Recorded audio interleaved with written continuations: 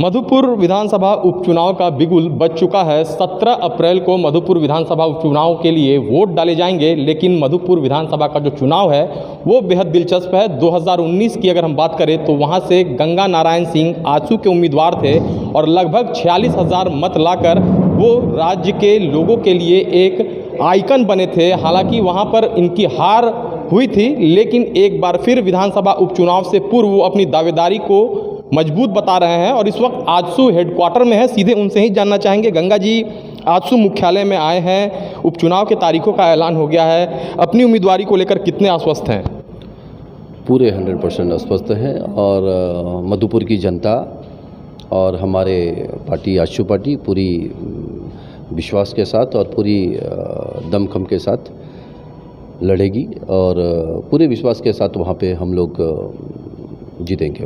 2019 में बीजेपी और आजसू दोनों अलग होकर चुनाव लड़ी। परिणाम हुआ कि वहां से दिवंगत जो मंत्री थे हाजी हुसैन अंसारी साहब, उनकी जीत हो गई है। एक बार फिर आप एनडीए फोल्डर में हैं, एनडीए के साथ मंच साझा भी कर रहे हैं। आपके सुप्रीमो पुरलिया में पीएम के साथ उन्होंने जनसभा को भी संबोधित किया।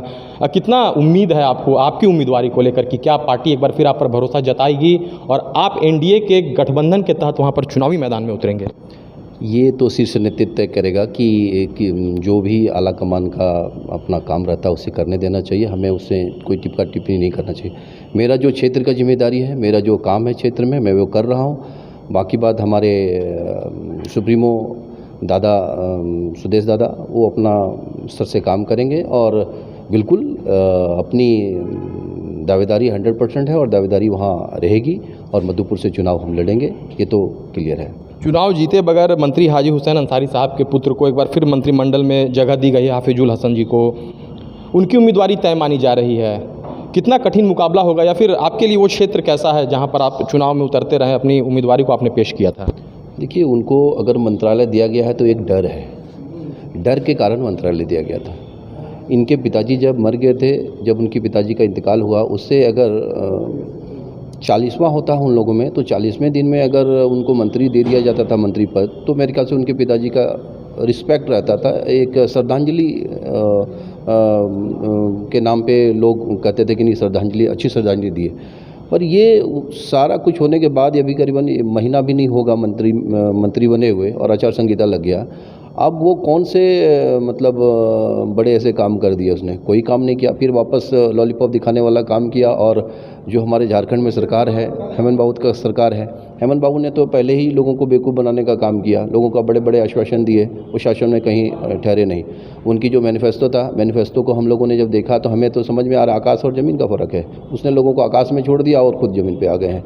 तो मुझे नहीं लगता है कि मुझे कोई वहाँ मधुपुर में इस तरह की स्थिति पैदा हुआ, क्योंकि उनके पिताजी 20 साल तक मंत्रालय में रहे थे और 20 साल तक लोगों की वो काम नहीं कर पाए। तो ये आज महीने में क्या कर लेंगे? इन्हें सिर्फ यही कहना था कि अगर मंत्री बना देंगे तो शासन प्रशासन पे अपनी पकड़ होगी, लोकल लोगों पे अपनी थोड़ी दबंगी दिखाने में आसान हो जाएगा।